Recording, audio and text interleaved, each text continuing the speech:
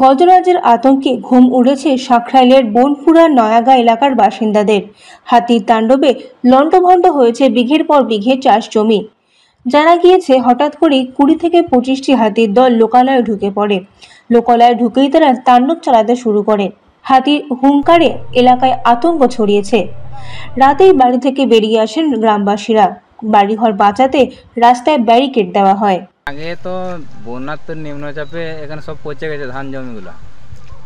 কালকে হাতি এসেছিল 40-50টা, এই ধান চাষির ধান করে দিয়েছে, নষ্ট করে দিয়েছে। কি বলবো, তো চাষির তো মাথায় হাত। হাতি এসে খড়দপ করে অন্য গ্রাম থেকে অন্য জায়গা থেকে এনে 50টা মতো হাতি এই জমিগুলোর উপর দিয়ে বেরিয়ে গেছে এবং যতগুলা জমি চাষের যোগ্য ছিল সেগুলোকে নষ্ট করে দিয়েছে। কতটা ক্ষয়ক্ষতি হয়েছে? ক্ষয়ক্ষতি 300 একর প্রায়।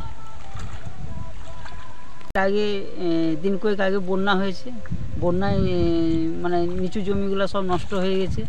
হ্যাঁ, কিছু নিচু জমি আর নিচু জমি ও অধিকাংশ মধ্যবিত্তও কিছু জমি নষ্ট হয়ে গেছে। হ্যাঁ। কতগুলো হাতি ছিল? হাতি ছিল প্রায় 50।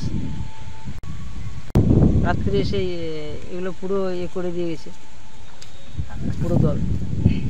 আমরা চাইছি যাতে কিছু সাহায্য পাই, কারণ আমাদের সমস্ত খরচ খরচা পুরো বহন করে সব জমিতে ফেলে দিয়েছি।